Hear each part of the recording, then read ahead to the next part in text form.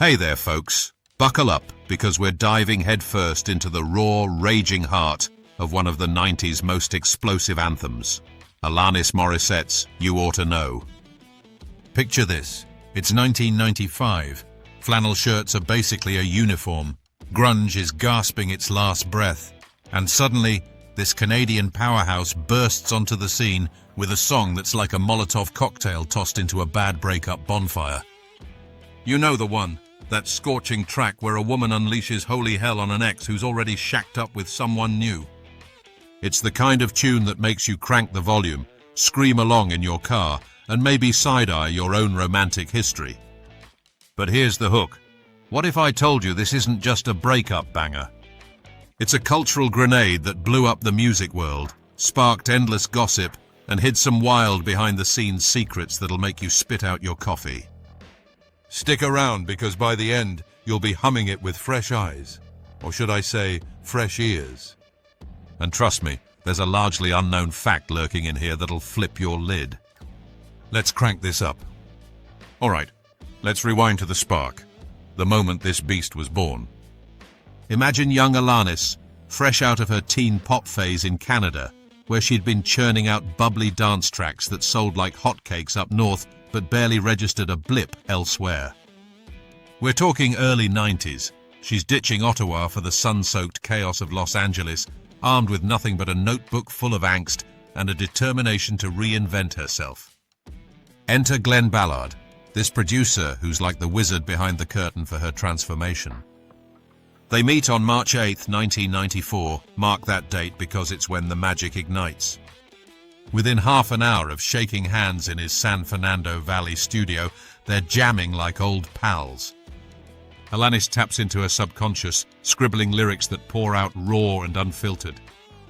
She hits the booth with the ink still wet, belts it out in 1 or 2 takes, and boom, You Oughta Know emerges, dripping with venom. Now let's dissect those lyrics phase by phase, because they're the meat of this monster. It kicks off with a faux polite opener. I want you to know that I'm happy for you. I wish nothing but the best for you both. Oh, the sarcasm. It's like she's handing her ex a poisoned apple with a smile.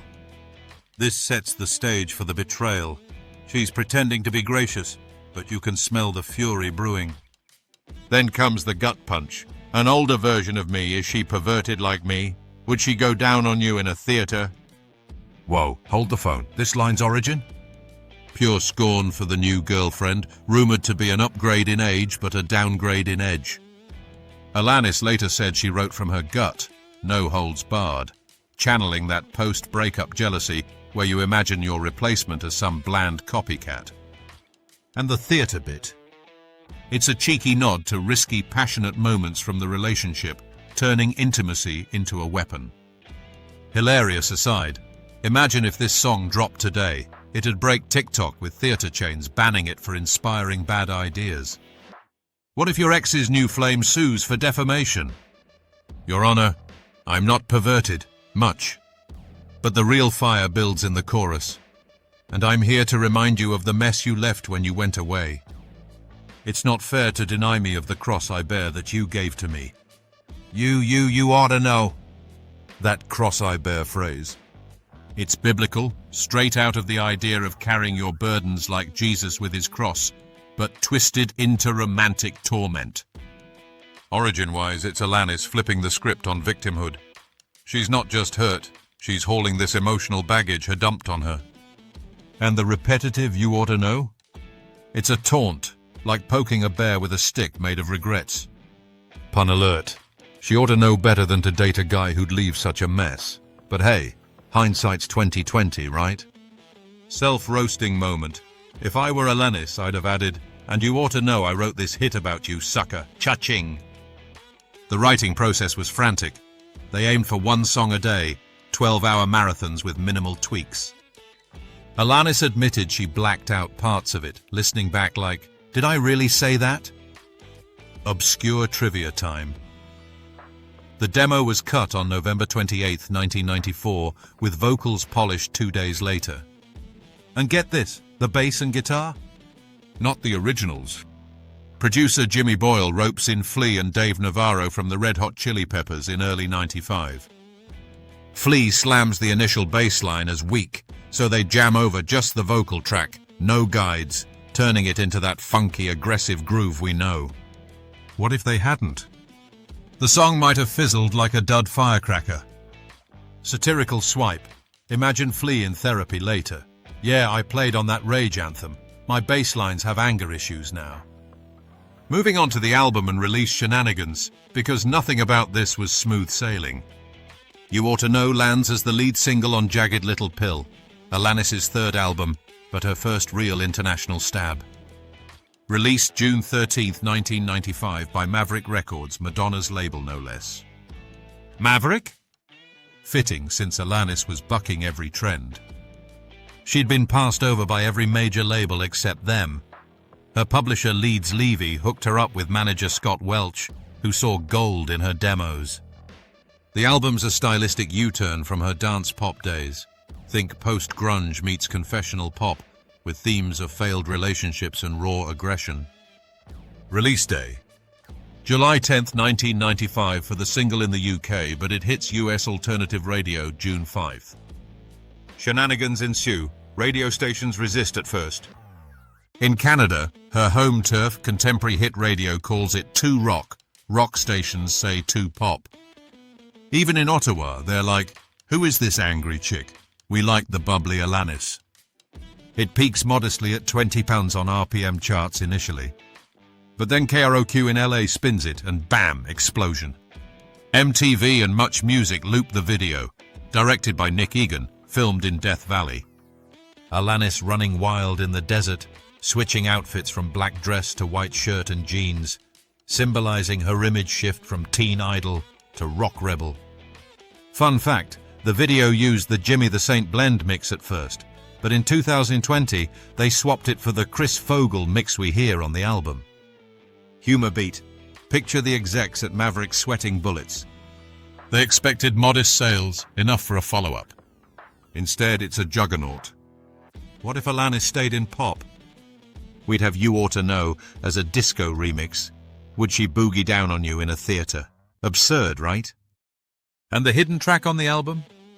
After Silence on track 13, Your House, an a cappella about snooping in an ex's pad. Rumours swirled it tied to You Oughta Know, but nah, different drama.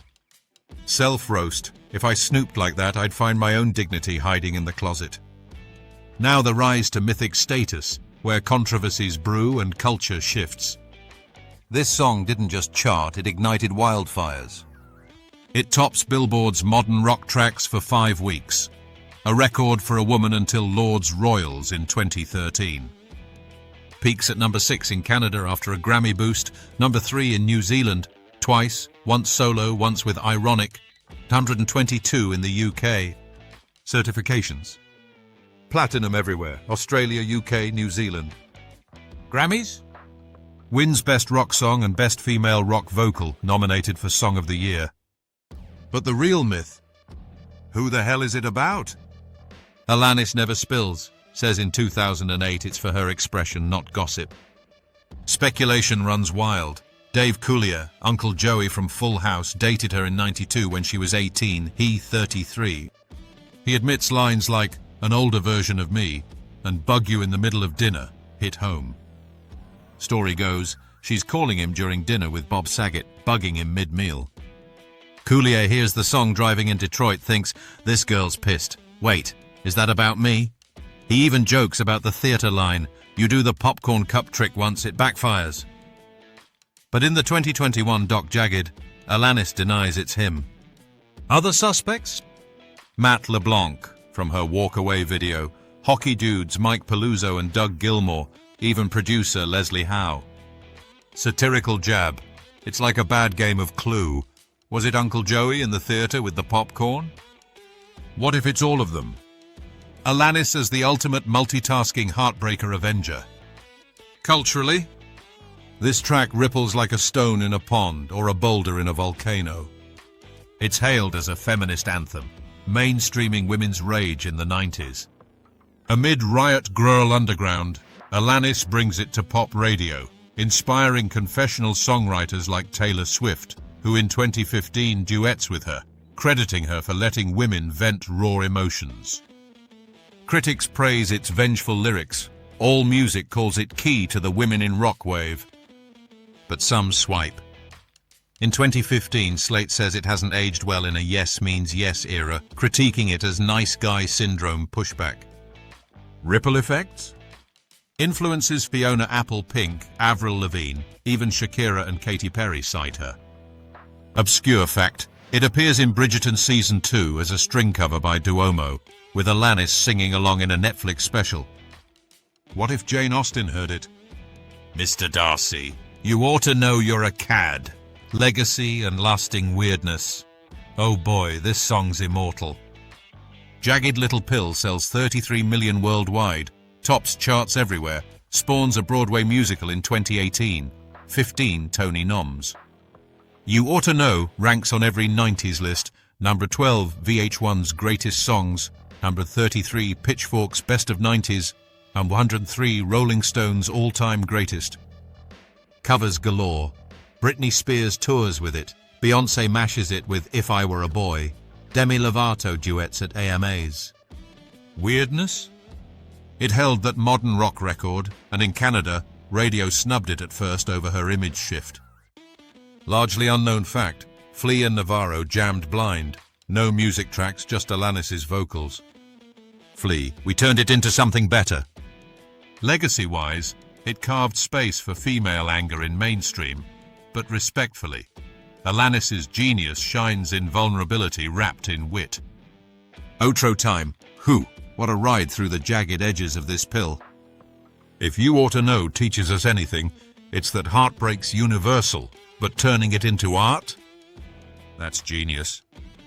Hit like if this made you laugh, subscribe for more deep dives into rock's wild tales, and comment your wildest You Oughta Know theory below. End with a bang. Remember folks, in love and music, always leave 'em wanting more, but if they dump you, write a hit about it. You ought to know that by now.